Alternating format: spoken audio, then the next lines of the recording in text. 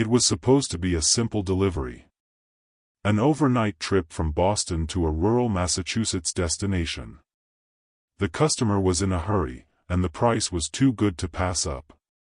Everything was going smoothly until the GPS, a new model, purchased that week, recalculated the route on its own, suggesting a shortcut via a back road. I didn't question it. With so much time on the road, you learn to trust these devices, even when they seem to take you to the middle of nowhere. But after a few miles, I began to notice that the road didn't exactly look forgotten, it looked abandoned. The asphalt was disappearing in patches, the weeds were overtaking the sides, and the streetlights were made of wood, like they were in the 1800s. The night was thick, with a low fog. The kind of weather that swallows your headlights and makes everything look like a humid nightmare. I was just starting to think about turning back when I saw a figure up ahead, in the middle of the road. A man standing in a dark suit, holding a hat in his hand. I thought it was someone asking for help, so I stopped. He approached calmly. The strange thing was that he didn't seem scared or desperate. Just out of place. When he got to the window, he said in an old-fashioned, overly polite accent, "Sir, I've been lost since 1826. My name is Peter Rugg." My eyes widened, thinking he was joking. But he seemed completely serious.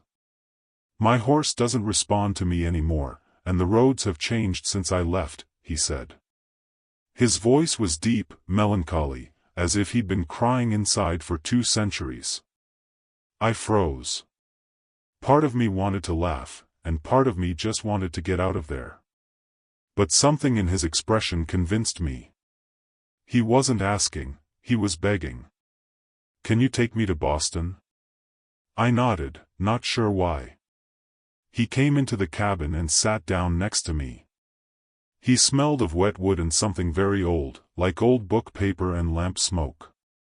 The GPS recalculated itself once more, and now it showed only one word for the destination: home. We drove in silence for a while. The road became even stranger. The signs were cast iron, with letters carved into them. No lights, just my headlights cutting through the fog. The man, Peter, looked out the window as if he were recognizing the past returning. "This was the road to Sudbury," he murmured. "Before everything changed." I felt a shiver run up my spine. The radio, which had been turned off, hissed briefly and played a snippet of classical music, like those old waltzes. I looked at him. His eyes were closed, smiling. "We're close." The strange thing was that, as we drove on, everything around us seemed to go back in time. The wire fences turned into stone walls, the houses gained chimneys and windows with irregular panes, and even the sky seemed less starry, as if it were returning to a darker version of itself. The GPS had stopped showing the map. Only an arrow indicating, continue.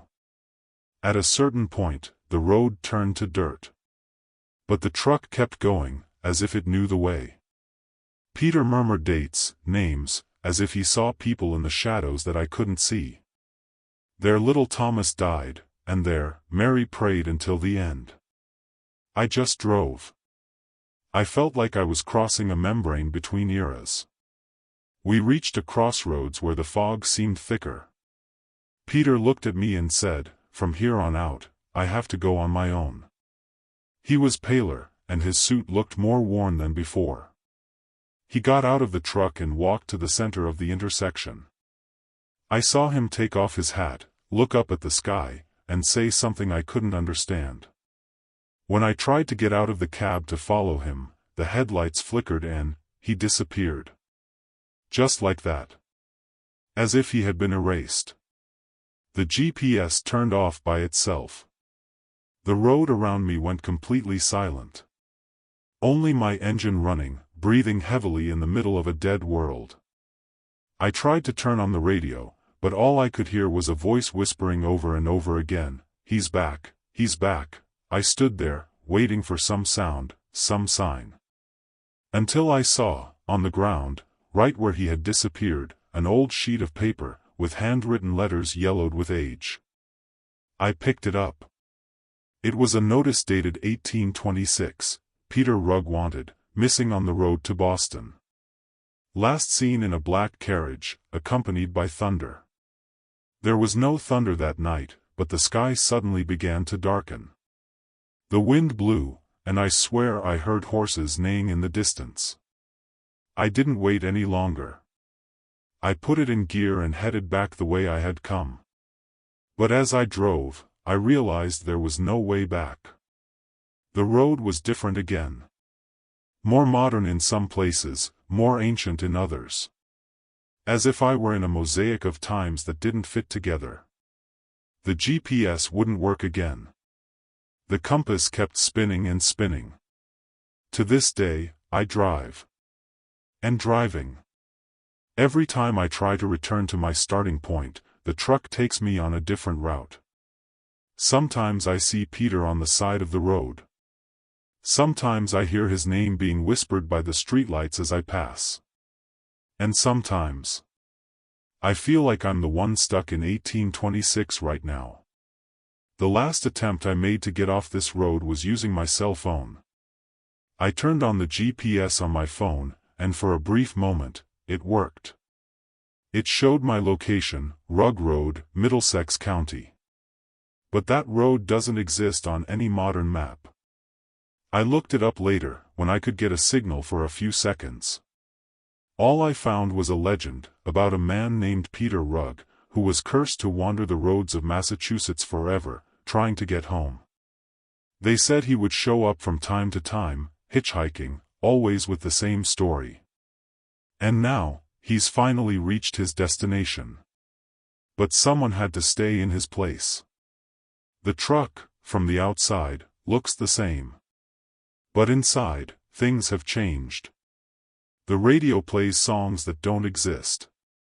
The mirrors don't show what's behind, but rather what's to come. And every night, at 3:33, I hear the sound of a carriage, coming from nowhere, crossing parallel to my route. A shadow follows my path, sometimes in the forest, sometimes in the rearview mirror. I never stop. Because I know that if I stop, I might see him again. And maybe this time, he'll ask to get back in. Or worse, maybe he wants me to take him somewhere even further away. I don't even know how much time has passed since that night. The clocks are broken. Dates repeat themselves. I just keep driving. On stretches that seem familiar, but always different. Some people swear they saw me pass through villages I haven't visited in years. Others say they heard my engine roar in the middle of the night, followed by neighing and thunder. But I haven't seen anyone. I don't talk to anyone. I just keep going. As if I were now part of this route that never ends.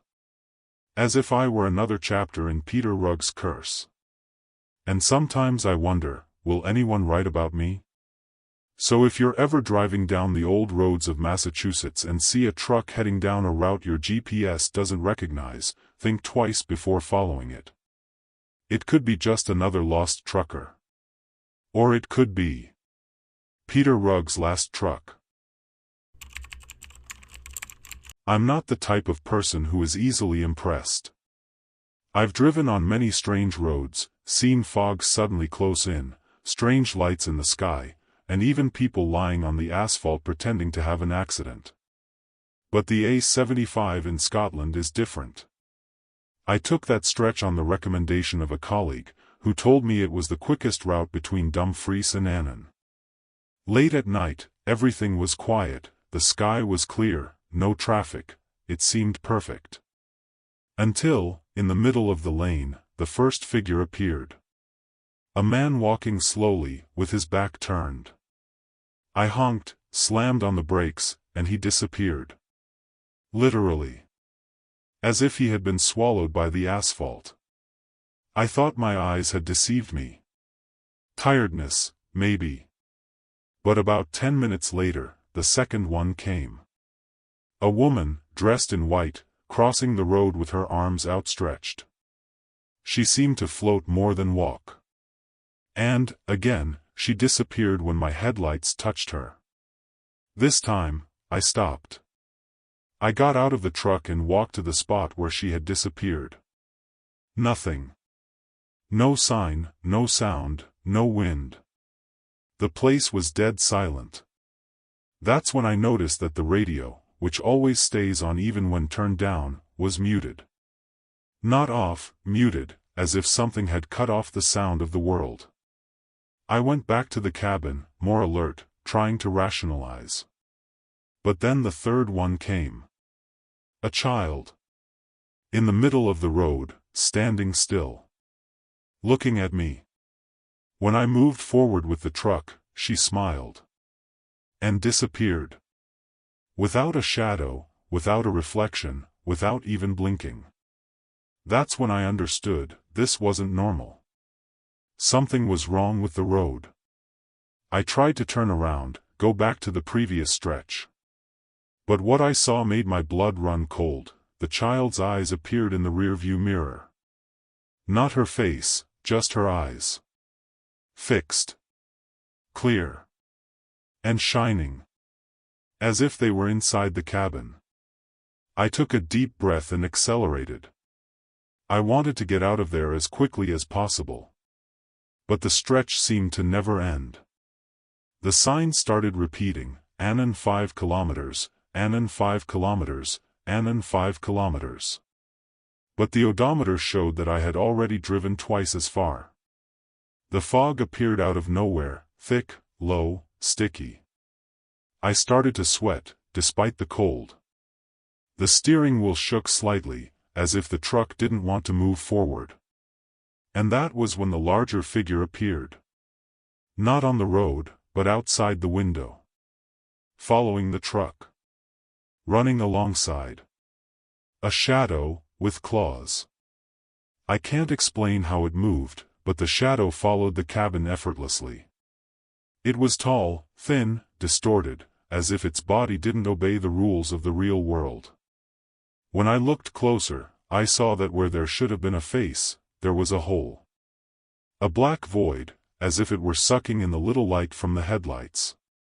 At every turn, it remained to the side, floating close to the door.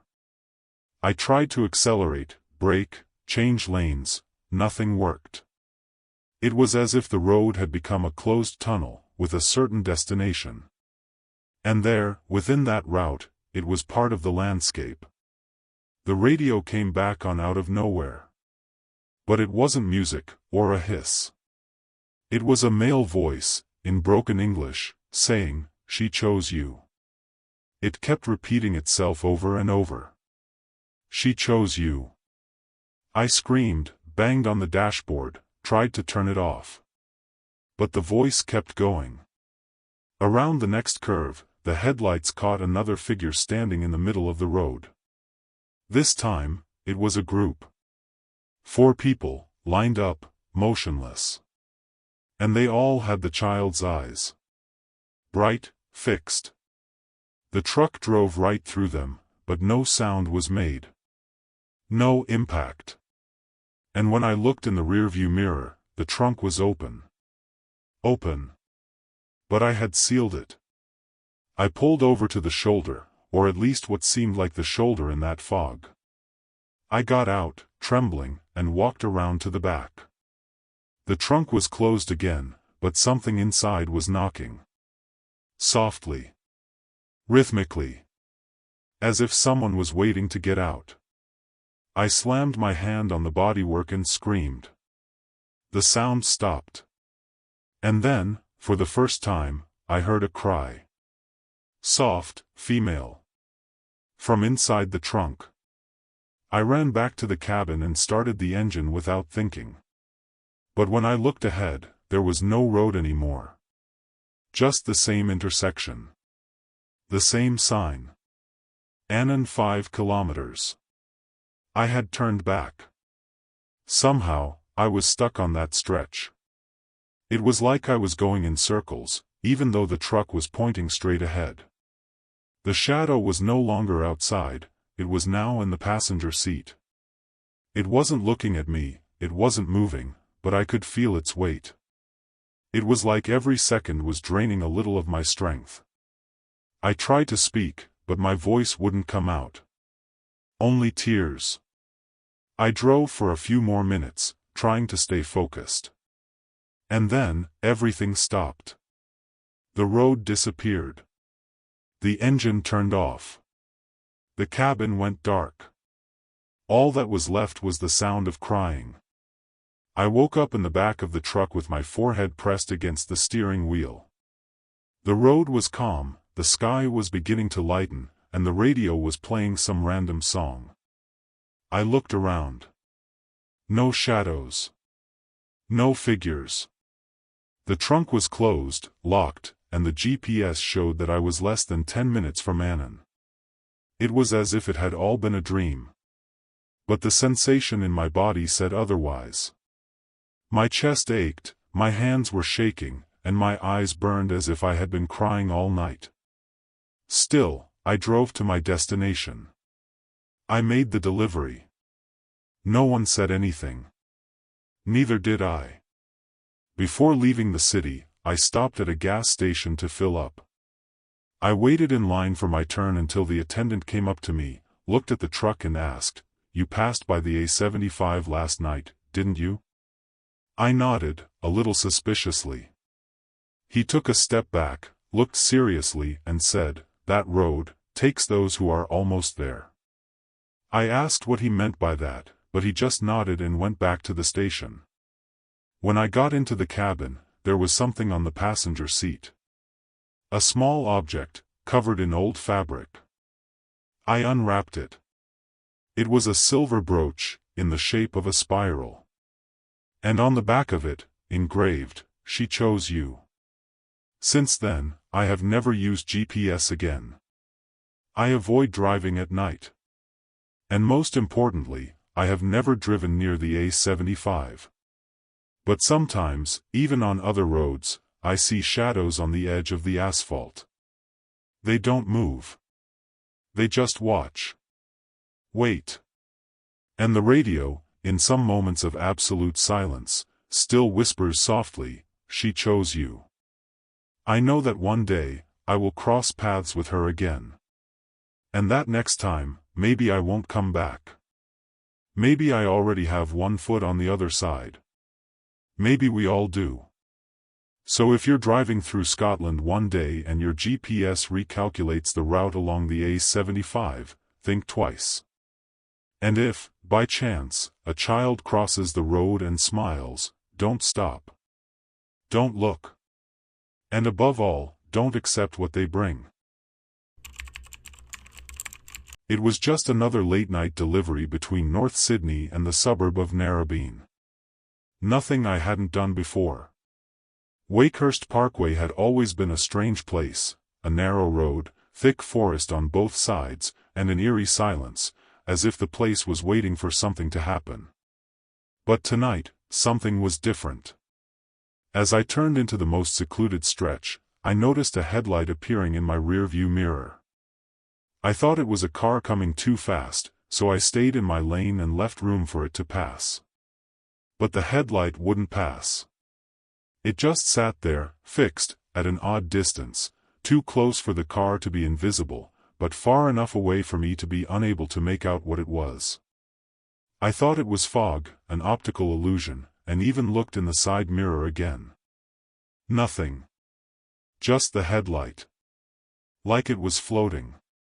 And it was shaking, like it was blinking, but it wasn't blinking like a normal headlight, it was almost organic. It shone brightly, like it knew where to aim. And then it was gone. Gone like it had never been there. I sighed in relief, thinking it was all in my head. But then the radio turned off by itself, the dashboard blinked, and the GPS locked on with the route blank. It was completely dark, except for the faint moonlight reflecting off the trees. That's when the headlight reappeared. This time, in the middle of the road, as if a car was facing me. But nothing was coming. Just the light, still, strong, white. The truck braked suddenly on its own, as if the system had identified an obstacle. And I swear I saw, for a second, a figure inside that light. A human silhouette, static, looking at me. When I blinked, the light disappeared again, and everything went silent. The engine turned off. The radio was silent. The road, different. The asphalt looked wet, but it wasn't raining.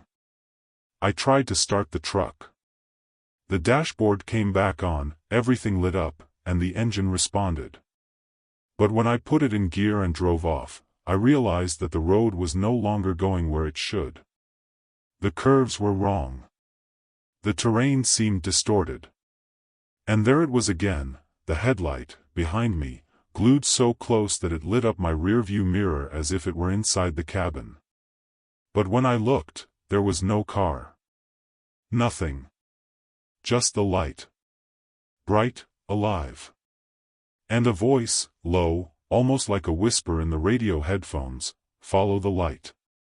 I kept driving, half hypnotized. I can't explain what happened at that moment, but it was as if the headlight had taken control. I would turn the steering wheel, but I wouldn't choose the direction. The truck was obeying something that wasn't me. The road seemed to stretch out, and each curve revealed more brush, more darkness, more nothing. And still, the headlight followed me, sometimes farther away, sometimes so close that I could feel the light hitting the back of my neck. On one of the curves, I thought I would finally see the car that was following me. But what appeared was a cliff. I braked on reflex, and the truck almost overturned. I jumped, shaking, my breath short. I walked to the side of the road with a flashlight in my hand. Below, there were only trees and silence. But the strangest thing? On the edge of the cliff, there were tire tracks. Not from my truck. They were thinner. And they looked old. As if another vehicle had stopped there, or crashed. The headlight was gone again. I stood there for a few minutes, listening only to my heart beating. Until I felt something behind me, a presence. I turned, quickly, and the light burst right in my face. So bright that I had to cover my eyes. When I could see again, the road was normal. The truck behind me was turned off. No headlights, no noise. The radio was playing background music, as if nothing had happened. I climbed up slowly, my legs still shaking. But before I got in, I noticed something on the ground, lying near the door, an old, dirty, rusty metal lantern. And engraved on it was the name Ainsley, 1973. I didn't know anyone with that name. But somehow, it felt like a warning. As if another trucker had passed through the same thing. And maybe hadn't come back. I kept driving for hours, waiting for the sun to rise. But it never came. The night seemed stretched out on purpose. The lighthouse never came back, at least, not physically. But ever since then, it's been in my dreams. Always following me. Always too close. And the same voice, whispering, "Follow the light." Only now I know. That light doesn't lead anywhere. It attracts. It enchants. And if you don't resist, if you follow it on impulse, you end up like Ainsley. Part of the road. Part of the curse. I arrived at my destination much later than expected, and no one seemed to notice anything wrong. The clock on the dashboard read 3:17 a.m., even though I had been driving for more than 5 hours. The customer just signed the papers and told me to continue my journey. I didn't say anything. Who would believe it? At night, in the motel where I slept, I had the worst nightmare of my life. The headlight was still inside my room. Just the light, turning slowly, with no source, no logic. And inside the light, the figure. That shadow I saw on the road. No face, no defined body, just the feeling that it was waiting. Waiting for me to come back. I haven't driven at night since. But Wakehurst Parkway still shows up on my maps, even when I don't plot a route there. The name appears by itself, sometimes blinking. And on some traffic apps, I see the location of the beacon as if it were an active, moving vehicle. Except there's no license plate. No color. Just the icon, always following me from afar. Like a digital shadow of what was never just a beacon. I've tried deleting the GPS data, and I've switched devices, but it always comes back. The worst part is that the flashlight with the name Ainsley on it is gone. It's gone from the truck. And the other day, while I was filling up, I saw a young truck driver with a similar flashlight hanging from his belt. I asked him where he got it. He laughed and said, "I found it at a rest stop on Wakehurst." Isn't that cool? I couldn't answer. I just nodded. Because now I know, the light passes on. It doesn't disappear. It chooses. And when it finds you, it stays. Waiting. Until the right moment to guide you to the end of the road. So if you ever drive down Wakehurst Parkway and see a single headlight behind you, don't follow it. Don't try to see what's inside the light. And most of all, don't stop. Because the lighthouse doesn't just want to light you. It wants to take you. I was almost finishing the night stretch when I passed by White Rock Lake, just outside of Dallas. It was around 2 in the morning, the road was empty, the radio was low, and I was feeling tired. I saw something on the side of the road, a white silhouette, standing still, almost invisible in the thin fog that hung there. I slowed down instinctively, thinking it was someone in need of help. When I got closer, I saw that it was a woman. She was soaking wet, her dress stuck to her body, her long hair stuck to her face, as if she had just come out of the lake. She didn't wave, she just looked at me. And even so, I stopped. She climbed in without saying a word. She sat in the passenger seat, curled up, shaking. The truck smelled like stagnant water, like something wet and forgotten. I tried to start a conversation, ask if she was okay, if she needed to go to the hospital. But she just stared out the windshield. She didn't blink. She didn't look away. She just stared at the horizon, as if she were waiting to see something in the distance. I shivered, but I kept going. She didn't seem threatening, just out of place. As if she didn't belong anywhere anymore. As the truck moved forward, I noticed that the temperature inside the cabin had dropped.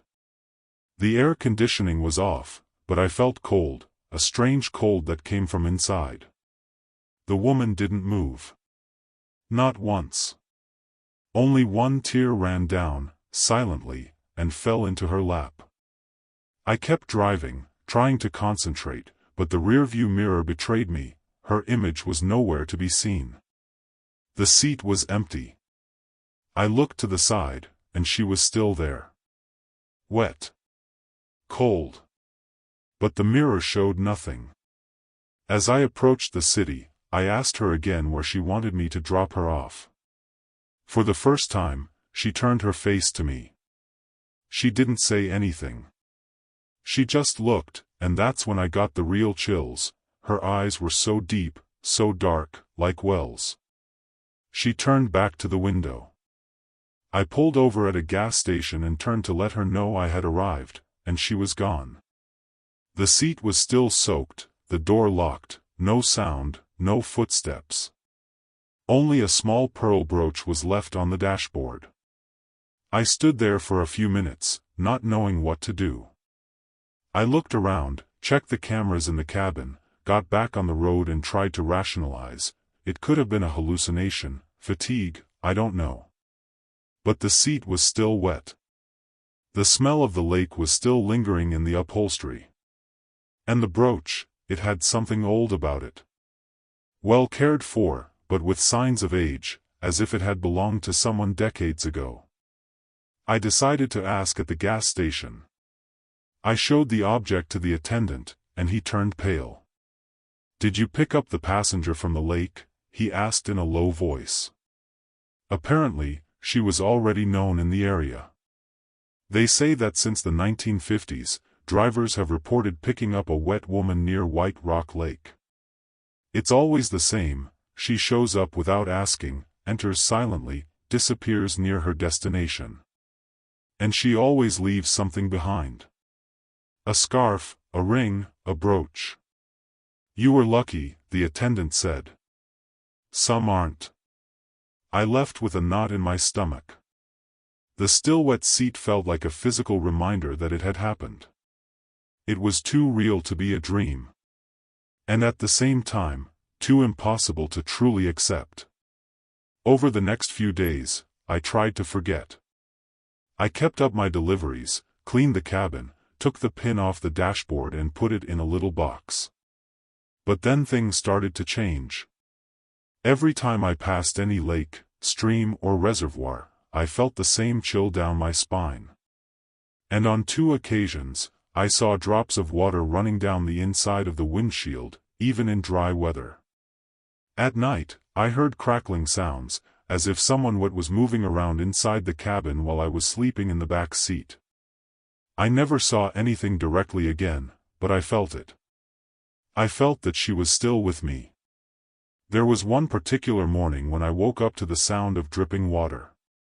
The cabin floor was dry, but the passenger seat was wet again. Just like that night. In the dark, I could have sworn I saw her silhouette reflected in the glass, even though no one was there. Since then, I haven't gone near White Rock Lake. I've changed my route, adjusted my GPS, and avoided any stretch of road that would take me in that direction. And the brooch? I still have it. I can't throw it away. It seems like if I do, it'll come back. Or worse, it never left. The strangest thing is that, as time went by, I began to feel that I was not alone on the road. It wasn't just a feeling of company, it was as if there was a second consciousness there with me, quiet, constant. Sometimes, when I stop on empty shoulders, I hear wet footsteps outside. One time, I left the cabin open by mistake, and when I came back, I found a wet handkerchief folded on the seat. It wasn't mine. And the smell, the same smell of the lake that night. I knelt there, shaking, not knowing if I was going crazy or being slowly dragged to a place of no return. On a recent trip, I had to cross Dallas again. The only viable route took me past White Rock Lake. I swore I wouldn't stop. But as soon as I got to the water, the radio cut out, the engine sputtered for a few seconds, and the temperature in the cabin plummeted. It was as if something was brewing. I crossed the stretch as fast as I could, and when I finally got out of the lake area, I breathed a sigh of relief, until I looked at the passenger seat. It was dry. But there were marks. Prints. As if someone had been there just a few minutes ago. Now I know for sure, it wasn't just a ride. She latched onto me. Or chose me. And maybe until I return that brooch, or take her where she really wants to go, she'll keep coming back. Sometimes I think about leaving it in the lake. But something stops me. A feeling that if I do, the end will be quicker, and much closer. As if the brooch is a final thin line between me and what lives beneath that still water. So if you're ever driving past White Rock Lake and you see a wet woman on the side of the road, don't stop. Don't look her in the eye. And most of all, don't let her in. Because if she gets in next to you, you'll never drive alone again. The load was light, the route short, and the payment in advance. It all seemed too easy. The destination, Doveland, Wisconsin. I'd never heard of it, and I've been all over the state. But the address was right there, with the zip code, landmark, and everything.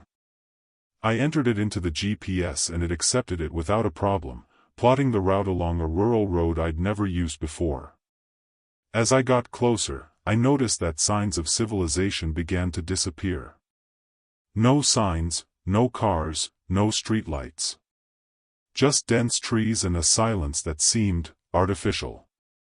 When I passed through the wooden archway that said, "Welcome to Dovland," I felt an immediate chill. It was like crossing an invisible line. The road turned to gravel, and houses appeared out of nowhere, all old, with shutters boarded up and paint peeling. But the strangest thing, not a single living soul. No dogs, no TV, nothing. Just the creaking of the wind in the abandoned structures. I parked in what looked like the town square. A rotting bandstand, broken benches, a small church with its door ajar. I picked up the delivery slip to confirm the address. It was there. But it shouldn't exist there. I left the cabin, hoping to find at least someone to receive the cargo. I walked through the streets, knocking on doors, calling loudly. Only echo. No response. I began to notice details that made me uneasy. The store signs were all faded, but the names seemed to have been crossed out on purpose. As if someone had tried to erase any trace of the city's identity. Even the city hall had its facade covered in a black tarp. When I lifted a piece, I saw that there were bullet holes in the wooden wall. Many. As if someone had tried to defend or attack it. I went back to the truck, already with that uncomfortable feeling that I had entered where I shouldn't have. But before I climbed in, I noticed movement in the church. A figure passed between the stained glass windows, too quickly. I waited. Nothing. I went over and carefully pushed the door open. Inside, rows of upturned pews, unlit candles, and an open Bible on the altar, but the pages were blank. All of them. Except for one, marked with black tape, "Dovland must be forgotten." That chilled me to the bone. I ran out of there. But when I got back to the truck, it was running. And someone had scribbled on the glass with their finger, "You found it." I put the car in gear and left as fast as I could. But the road that had taken me to Dovland was gone. It was as if the city had moved, or the road had been swallowed up. Instead, there was just a dirt track that disappeared into the thick woods. I turned on the GPS, and the map no longer showed anything, not even where I was. Just a blank screen, as if the system couldn't locate me. Still, I kept going. After a while, the trail turned into a road again. But it wasn't the same. It was older, surrounded by rusty fences and wireless poles. I thought about stopping at a gas station or calling for help by radio, but there was no signal. Neither digital nor analog. The truck's radio only picked up static, with interference that seemed to form words every now and then. Something like, "Stay," or "Go back." I kept driving aimlessly until I saw a figure in the middle of the road. I stopped. It was a woman in a gray dress, barefoot, with her eyes fixed on me. She didn't say anything. She just pointed behind me. When I turned around, the road disappeared. Where there had been asphalt, there was now only forest. When I looked again, she had disappeared too. Hours passed and the day did not dawn. It was as if time had been suspended. I began to see houses again, the same as before. But in different places. A kindergarten in the middle of a cornfield. A police station surrounded by dry trees. And in each one, a phrase written on the door, "Don't look for Dovland." I parked to try to understand. I entered one of those houses. Everything was intact. Food on the table, bed made. But with a layer of dust as if no one had been there for decades. And on the wall, a framed photo, my photo. Me, leaning against my truck, smiling. But with my eyes blank. I panicked. I ran out, started the truck, and drove wherever I could. The buildings disappeared and appeared as if they were broken holograms. I saw a child on the side of the road, playing with a straw doll. He looked at me and shouted, "You shouldn't have come." The engine stalled. The headlights flickered. And a new sign appeared in front of me, stuck in the ground, "Dovland, population, U." At that moment, I knew I was no longer a visitor. I was part of the city. Part of what Dovland needed to continue existing. The last attempt I made to leave was to continue straight ahead, without stopping, ignoring any side road, any figure, any sign. It took hours, or days, I can't tell anymore. The sun never rose, but it never got completely dark either. It was a constant gloom, as if time had been shelved. I passed places that weren't on the map and didn't even seem real, a field with upside-down crosses, a toy store with all the dolls looking out, a bridge that led to nowhere. And at each new stretch, a new sign. All with the same inscription, "You have arrived." Today, I'm parked with my truck at what appears to be the entrance to town. Dovland is still there, watching me. The square, the church, the school. Everything is in the same place, as if waiting for me. The radio is working again, but it only plays a continuous recording of my own name being repeated at intervals. I no longer have a cell phone signal. And every day, a new building appears. Today, a gas station with my face painted on the side, as an advertisement. Yesterday, a house with my last name on the mailbox appeared. The town is absorbing me. Literally. I don't know who I am outside of this place anymore. My memories are getting blurry. Sometimes I dream of places I used to live, but they're shaped like the streets of Dovland. I found a picture on the dashboard of the truck, my hand holding a delivery contract with a signature that isn't mine. It's written in thin, crooked letters, like someone who's forgotten how to write. Below it is the phrase, "Delivery complete." I guess my cargo was me. Something brought me here. And now, I'm part of this town no one should know. So if someone ever offers you a delivery to Dovland, refuse. Burn the paper, throw away the GPS, and be on your way. Because if you accept, you won't come back. And Dovland grows.